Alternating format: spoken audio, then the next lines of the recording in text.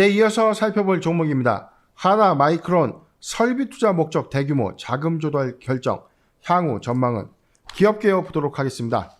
2001년 8월에 설립돼서 2005년 10월에 코스닥 시장에 상장했습니다.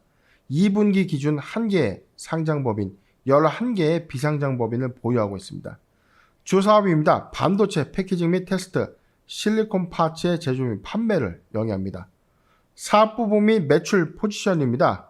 이 반도체 패키지 부분이 60%, 반도체 재료 부분이 이 실리콘 파츠 부분이 40%로 구분됩니다.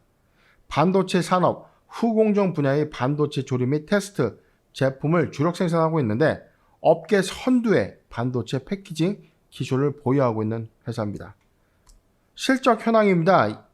2020년 연간 실적은요, 매출액 5,394억, 전년 대비 7.6%가 증가했고 영업이익 510억을 기록하면서 전년 대비 11.3%가 증가했습니다. 당기순이익은 36억을 기록했는데 전년 대비해선 299.3%가 급감했습니다. 최근 2분기 실적입니다. 매출액 1,541억, 전년 동기 대비 7.4% 증가했고 영업이익 226억, 당기순이익 117억을 기록했는데 전년 동기 대비 140.4% 그리고 64.8%가 좀 증가되면서 실적의 호조를 좀 이어가고 있다. 최근 실적은요 4월 1일부터 6월 30일 기준입니다. 체크 포인트입니다. 1,500억 원 규모의 비메모리 사업 확대, 고객사의 이 수요 대응에 주목되고 있는데 이 최근 고객사 삼성전자죠. 고객사의 비메모리 분야의 완제품 테스트 물량이 증가되고 있기 때문에 이에 따른 어떤 수요를 대응하고 있는 차원에서 어떤 실적이 배가 되는 어떤 상황입니다.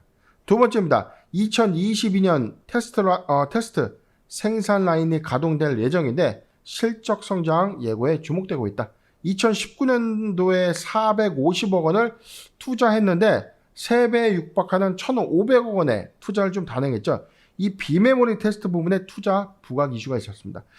메모리 반도체 이외에 지금 하반기 2022년도 2023년도에 어떤 실적 성장이 예상되고 있는 파트 중에 하나인 이 비메모리 테스트 부분의 이 수요 증가 부분에 좀 주목되고 있는데 이에 따른 어떤 설비 투자는 이 실적의 연동 현상으로 좀 작용될 수 있는 상황입니다. 세 번째입니다. SK 하이닉스 D램 후공정 위탁 생산 협의 중 수주 확정 여부인데 SK 하이닉스의 1조 원 규모의 D램 후공정 위탁 생산 협의가 있었고 최근까지 협의는 진행 중인 것은 맞는데 아직까지 결정된 것은 없다라고 좀 밝힌 바 있죠.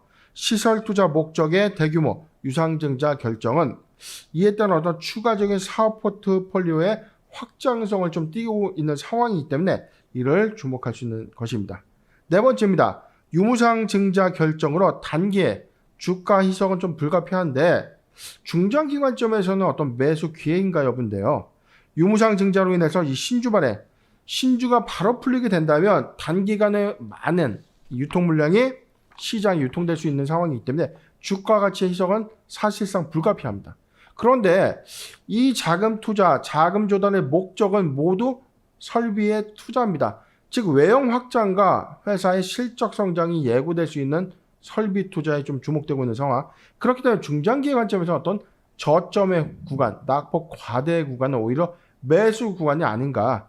자, 유무상 증자로 인한 신주 발행 효과는 단기에 주가 희석 요인으로 좀 작용될 수 있지만 중장기 관점에서 오히려 매수의 기회로 작용될 수 있다는 점 잘 참고하셨으면 합니다. 공시 살펴보도록 하겠습니다.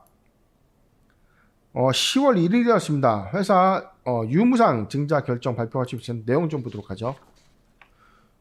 유무상 증자의 결정, 유상 증자 그리고 무상 증자 결정을 같이 하는 이 공식 포맷이 바뀌면서 유무상 증자 결정이라는 이 서식이 좀 나오면서 같이 구분할 수 있어요. 신주의 종류와 수는요. 신주는 800만 주입니다. 증자전 발행 주식 총수가 3,193만 주인데 800만 주의 신주를 좀 발행하겠다. 시설 자금이 1,026억 그리고 운영 자금이 59억 원, 기타 자금 29억을 좀 배정하는 주주 배정 후 실권주 일반 공모를 결정한 겁니다. 자, 일반 공모 유상증자가 단기에 주가 가치의 어떤 희석 요인이 있기 때문에 주가 좀 급락 요건이 좀 있는데 자, 자금 조달의 성질성의 어떤 부분은 이미 예고된 바로 1,500억 원 규모의 설비 투자를 좀 예고한 이후에 자금 조달 행태이기 때문에 선박 효과에서는 오히려 급락 요인이 아니라 다소 조정은 좀 있었지만 그래도 시장이 신임, 즉 신뢰성 관점에서 자, 이 부분 이후에 충분히 회사가 좀 좋아질 것이다라고 예측되는 부분들이 좀 나오고 있는 상황이죠. 그런데 회사는 무상증자까지 같이 결정을 했다는 겁니다. 내용을 좀 살펴보도록 하겠습니다. 하단 내용이 좀 더 보면요. 지금 유상증자 부분이고, 자, 무상증자 부분입니다.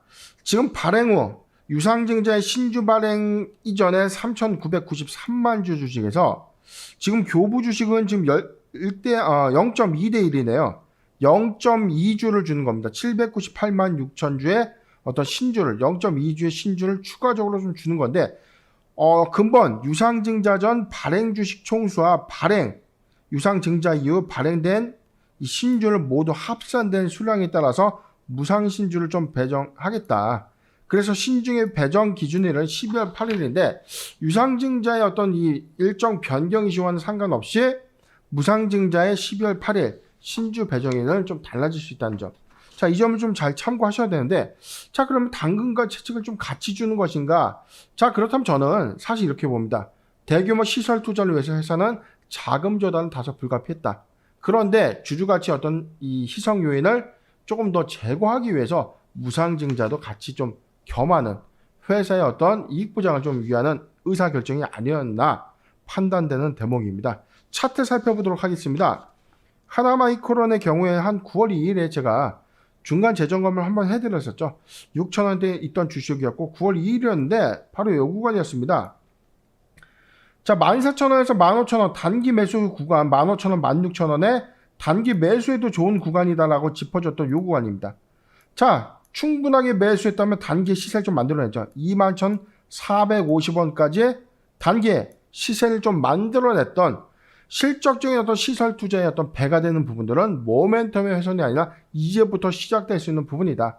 그런데 최근에 주가의 어떤 조정 사유는 유상증자의 어떤 결정 이슈, 그 다음에 전체적인 어떤 시장의 변동성 장세의 어떤 자, 급락장에서 지금 영향을 받을 수밖에 없는 상황입니다. 그럼에도 불구하고 좀 오늘 1.1%대의 어떤 이 약보합에서 좀 조정받고 있는데 충분하게 좀 견고한 주가의 좀 흐름을 좀 보여주고 있기 때문에 하나마이크론 대규모 설비 투자 이후에 바뀌어질 수 있는 외형의 성장 그리고 실적의 성장이 좀 주목되고 있기 때문에 자, 다시 한번 말씀드리겠습니다. 1차 매수 구간 15,000원, 16,000원 구간 지속적으로 유효하고요. 2차 14,000원에서 15,000원 구간 매수 유효 구간이다. 다시 한번 설명드리면서 분석 의견 마치도록 하겠습니다.